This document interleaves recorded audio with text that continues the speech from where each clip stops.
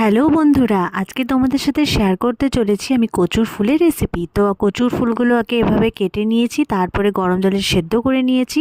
এখন তেলের মধ্যে পেঁয়াজ ভেজে নিয়েছি, এখন হলুদের গুঁড়ো দিচ্ছি, লঙ্কার গুঁড়ো দিচ্ছি, এরপরে দিব এখানে জিরের গুঁড়ো। এরপরে আমি মশলাটাকে ভালোভাবে ভেজে নেব।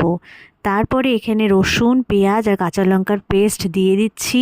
এটাকেও এখন ভালোভাবে ভেজে কষিয়ে নিব। আর এখন সেদ্ধ করা কচুর ফুলগুলো দিয়ে দিলাম। এখন এটাকে ভালোভাবে আমি কষাবো। তারপরে কষানো হয়ে গেলে এটার মধ্যে দিয়ে দিলাম নুন। এরপরে আমি এখানে অল্প জল দিয়ে দিয়ে জিনিসটাকে ভালোভাবে কষিয়ে নেব। তো এই দেখো আমার অলমোস্ট রেডি হয়ে গেছে। এরপর আমি এটার উপরে দিয়ে দিব হচ্ছে একটু লেবুর রস দিলে টেস্ট আরও ভালো হয়। তো দেখো আমার অলমোস্ট রেডি। আর এটা গরম গরম ভাত দিয়ে খেতে বেশ ভালো লাগে। তোমরাও ট্রাই করে দেখো। টাটা।